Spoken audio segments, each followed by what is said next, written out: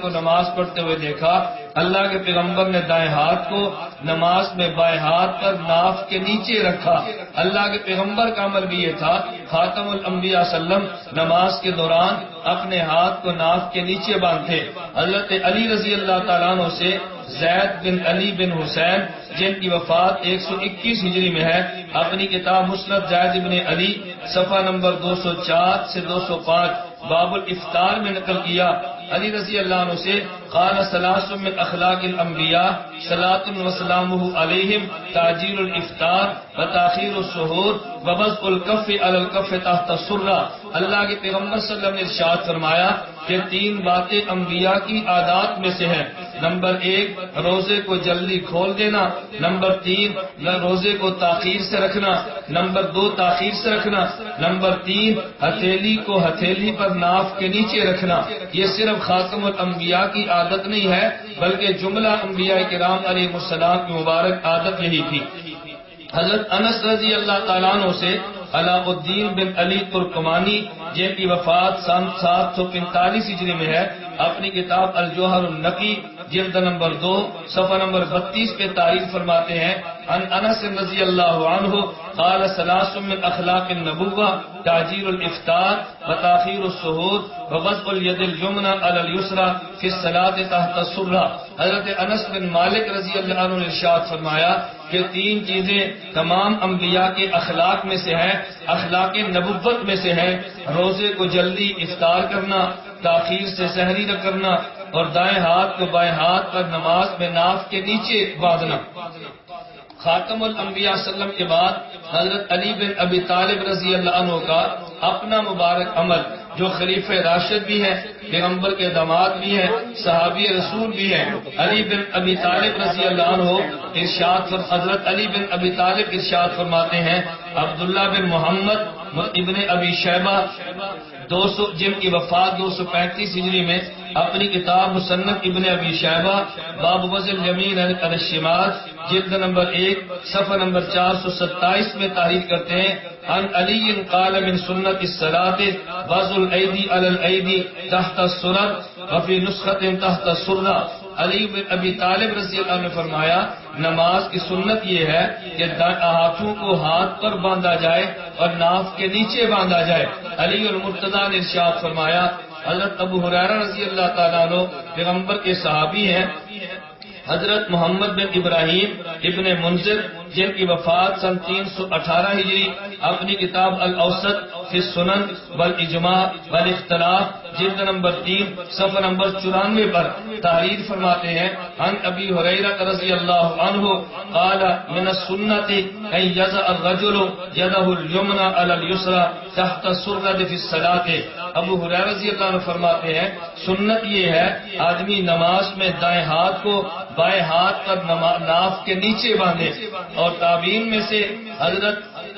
حجاج بن حسان رحمہ اللہ نے تابعین کے عمل کو نقل کیا۔ تابعین کی تعداد تو بہت ہے، ان میں بہت بڑے تابعی حضرت ابو مجلس ان کے عمل کو نقل کیا۔ حضرت عبداللہ بن محمد ابن ابی شیبہ جو حضرت امام بخاری رحمہ اللہ کے استاد محترم ہیں، ان کی کتاب مصنف ابن ابی شیبہ جلد نمبر 1 صفحہ نمبر 427 باب وضع الیمین علی الشمال۔ حجاج بن حسان کہتے ہیں، میں نے ابو مجلس کو یہ بات کہتے ہوئے سنا، یا میں نے ان سے پوچھا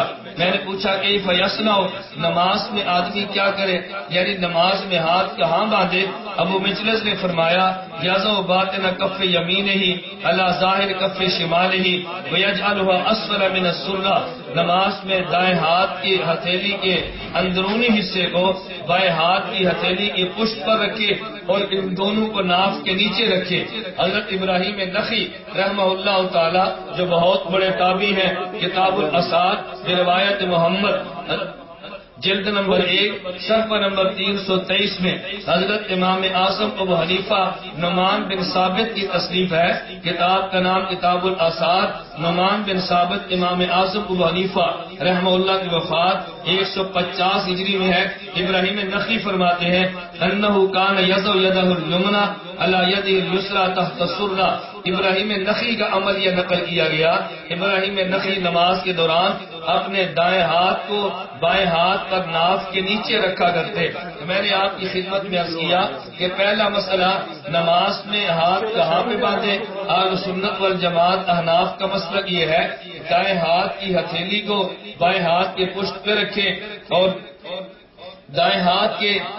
انگوٹھے اور چھوٹی انگلی سے بائیں ہاتھ کو پکڑ کے رکھے۔ نمبر 3 یہ انگلیاں بائیں بازو پہ رکھے اور ناف کے نیچے باندھے۔ اس کے دلائل دیتے ہوئے میں نے قرآن کریم کی آیت فصل ربک وانحر پیش کی ہے، التمہید سے علی بن ابی طالب حضرت ابن عباس رضی اللہ عنہما کا میں نے حوالہ آپ کی خدمت میں پیش کیا ہے۔ نمبر 2 حضرت صحیح بخاری سے سہل بن سعد کی روایت پیش کی ہے کہ ہاتھ آدمی کو بائیں ذرا پر رکھنا چاہیے۔ نمبر 2 وائل ابن حجر سے روایت صحیح ابن خزامہ سے میں نے پیش کی ہے کہ آدمی دائیں ہاتھ کو بائیں ہاتھ پر رکھے، اپنے گھٹے پہ رکھے اور دائیں ہاتھ کو بائیں بازو پہ رکھے۔ نمبر 3 ابن عباس رضی اللہ عنہما سے میں نے انبیاء کرام کا عمل نقل کیا ہے کہ انبیاء کرام علیہ السلام تمام کا مبارک عمل یہ تھا اپنے ہاتھ دائیں ہاتھ سے بائیں ہاتھ کو پکڑ کے رکھتے۔ حضرت علقمہ بن وائل سے وائل ابن حجر رضی اللہ تعالیٰ عنہ سے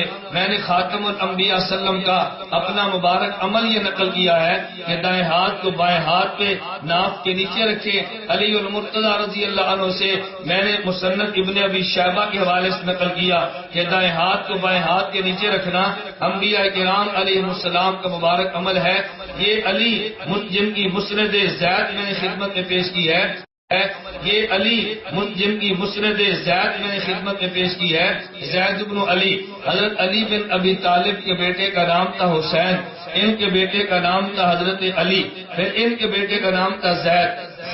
بن علی بن حسین بن علی اہل بیت میں سے بھی ہیں، حضرت علی کے پوتے علی کے بیٹے پڑپوتے بھی ہیں۔ ان کی مسرت سے میں نے علی بن ابی طالب کا حوالہ پیش کیا، پھر خلیفہ راشد علی المرتضی کا ارشاد نقل کیا، صحابی رسول ابو ہریرہ رضی اللہ عنہ کا فتویٰ پیش کیا اور آخر میں تابعین کا حوالہ پیش کیا۔ میں نے دلیل کے بیان کرنے سے پہلے بطور تمہید کے عرض کیا تھا الیوم اکملت لکم دینکم، پیغمبر کے دور میں رب نے دین کو کامل اور مکمل کر دیا۔ میں نے قرآن کی آیت بھی پڑھی ہے، خاتم الانبیاء کا عمل بھی پیش کیا ہے اور خاتم الانبیاء کا ارشاد پڑھا خیر الناس قرنی، نبوت کے دور کا عمل پیش کیا، ثم الذین یلونہم اصحاب پیغمبر کے دور کا عمل پیش کیا، ثم الذین یلونہم تابعین کے دور کا عمل پیش کیا۔ اس لیے اہل سنت والجماعت احناف کے مسلک کے بارے میں یہ کہنا ان کے پاس احادیث نہیں ہے، اس کا کوئی شخص دعویٰ نہیں کر سکتا۔ اور میں بطور چیلنج کے بات کہہ رہا ہوں کہ جو بات میں نے پیش کی ہے، میں نے مسئلے پہ قرآن بھی پیش کیا ہے، پیغمبر کا مبارک عمل بھی پیش کیا ہے، پیغمبر کا مبارک ارشاد بھی پیش کیا ہے، اصحاب پیغمبر کا فتویٰ بھی پیش کیا ہے، تابعین کا عمل بھی پیش کیا ہے۔ اتنے دلائل کے بعد بھی اگر کوئی شخص اس بات کا اعلان کرے کہ امام ابو حنیفہ رحمہ اللہ کے پاس دلائل نہیں تھے تو اس کو بوجھ کے علاوہ اور کچھ نہیں کہا جا سکتا۔ احناف کے پاس دلائل نہیں ہے، عداوت کے علاوہ کچھ نہیں کہا جا سکتا۔ احناف کے پاس اصحاب پیغمبر کا عمل نہیں ہے، بوجھ کے علاوہ کچھ نہیں کہا جا سکتا۔ بحمداللہ تعالی احناف کے پاس قرآن بھی ہے، احناف کے پاس خاتم الانبیاء کے ارشادات بھی ہے، خاتم الانبیاء صلی اللہ علیہ وسلم کے مبارک اقوال افعال بھی ہیں، خلفائے راشدین کے فتوے، اصحاب پیغمبر کے فتاوی بھی ہیں اور تابعین کا مبارک عمل بھی ہے۔ اللہ رب العزت مجھے اور آپ کو احناف کے مسلک پر پابندی کے ساتھ عمل کرنے کی توفیق عطا فرمائے۔